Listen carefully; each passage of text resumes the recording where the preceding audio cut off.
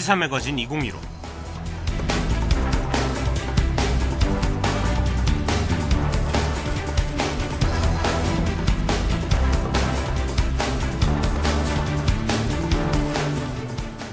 안녕하십니까. 시사매거진 2015 진행을 맡은 아나운서 양성래입니다. DKBS의 유일무이한 시사 프로그램, 단국대 학우 여러분들의 시사상식을 높여드리고 대한민국 이슈에 관한 관심도를 상승시켜줄 프로그램이 새롭게 개편되었습니다.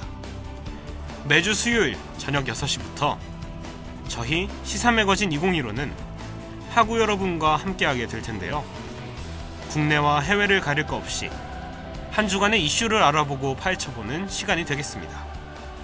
선별하고 또 선별하며 꼭 알아야 하는 이슈의 기사와 학우 여러분들을 대변하는 공감 가는 댓글들을 만나보겠습니다. 우리가 사는 세상, 우리가 관심을 갖지 않으면 안 되겠죠? 그럼 시사매거진 2015 그 첫 번째 이야기 바로 시작하겠습니다.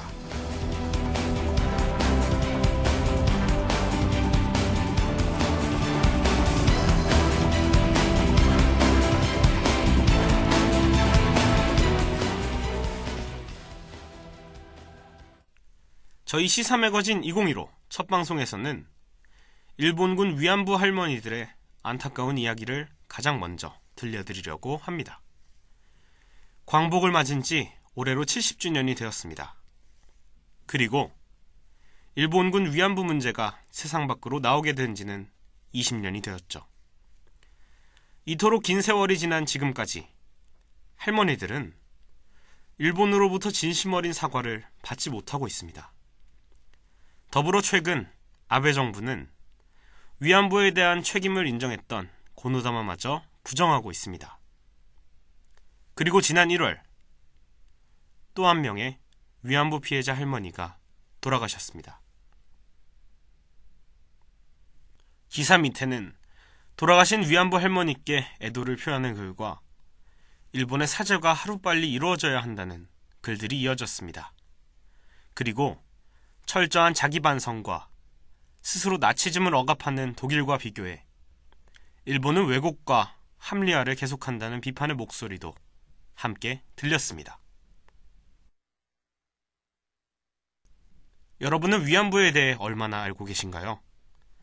부끄럽게도 오늘 방송 전까지 저는 위안부에 대한 제대로 된 명칭을 잘 알지 못했습니다. 하지만 위안부 문제가 피해자 할머니들만의 문제가 아니란 것은 잘 아시겠죠? 위안부는 힘없는 약한 과거의 대한민국이 일제에게 당한 수모입니다.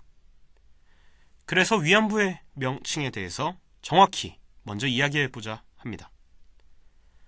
위안부 할머니들은 오랫동안 정신대라고 불려왔습니다.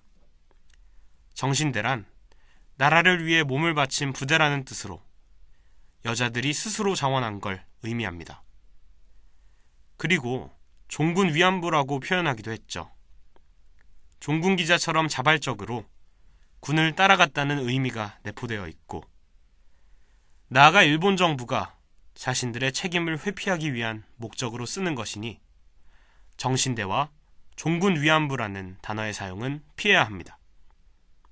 현재 한국에서의 공식 명칭은 일본군 위안부입니다. 그리고 최근 유엔 인권위원회에서는 일본군 성노예라는 표현을 사용함으로써 일본군의 조직적이고 강제적인 동원 사실을 더욱 명확히 드러내려고 했습니다. 정신대와 종군 위안부가 아닌 일본군 위안부입니다. 그렇다면 지금 일본 정부의 입장은 어떠할까요? 아베 정부가 들어서면서 고노다마 부정과 더불어 일본 역사교과서에서 위안부에 관한 내용을 왜곡하는 등의 무례한 행위들이 이어지고 있습니다. 또한 이러한 왜곡된 역사교육의 결과가 초래되고 있는 실정인데요.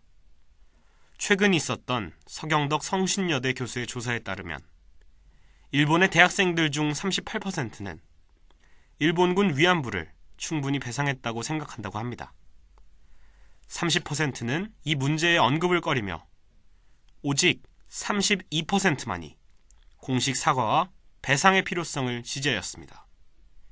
양국의 인식 차이와 일본의 역사 왜곡 교육의 심각성이 드러난 조사라고 할 수 있습니다. 얼마 전 일본을 방문한 독일의 메르켈 총리가 말했죠. 독일은 과거와 제대로 마주했다. 그리고 주변국의 관용도 있었다. 한국 정부도 눈치 보지 못하며 하는 말을 독일 총리가 했습니다. 한국 정부, 보고 좀 배워야 하지 않을까요? 한창 논란이 되었던 구인구직 사이트 광고를 아십니까? 이 광고를 본 일부 소상공인들은 당장 해당 광고를 내릴 것을 강력히 항의하고 나섰는데요. 네티즌들은 당연히 지켜져야 할 내용을 알려주는 광고에 왜 항의하느냐는 반응이 주를 이루었는데요. 먼저 광고를 듣지 못한 학우분들을 위해서 광고 들으면서 문제점을 지적해보도록 하겠습니다. 광고는 총 3편으로 최저시급이 올라 5,580원이다. 야간에 일한 경우 1.5배의 임금을 받을 수 있다. 안 지켜줄 경우 그만두고 그 전에 일한 만큼의 돈을 받을 수 있다. 등의 꽤 공익적인 내용이 주였습니다.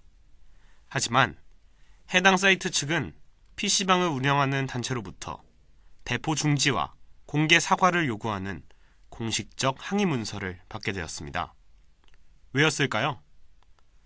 야간 근무 수당이 5인 이하의 사업장에서는 해당되지 않는 것을 명시하지 않은 점과 모든 소상공인들을 악덕업주로 만들었다는 것에 대한 명예훼손이 그들의 주장이었습니다.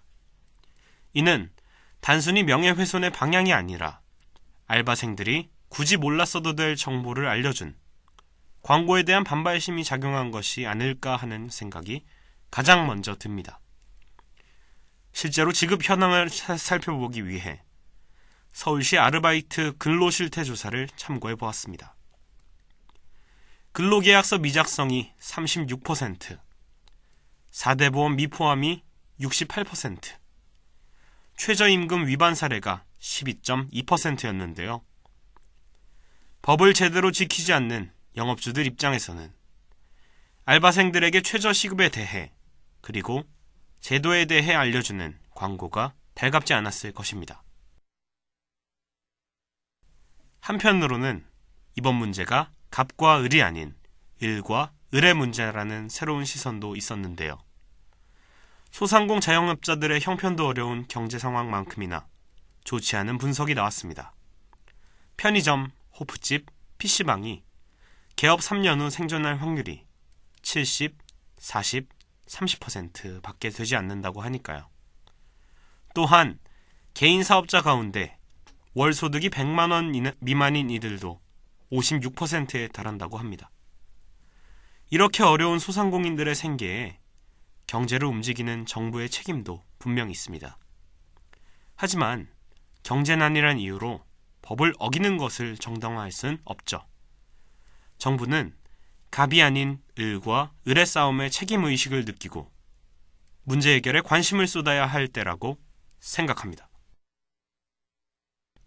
학우 여러분들, 최저시급은 5,580원이고 5인 이상의 영업장에서는 본인의 수당의 1.5배를 야간 수당으로 지급해야 합니다. 만약 법을 어기지 않는 사장님이 있다면 당장 다른 알바를 알아보시길 바랍니다. 과거 선거 때 참 많이 불렀던 곡이죠. 아르바이트 환경도 좀 바뀌었으면 좋겠네요.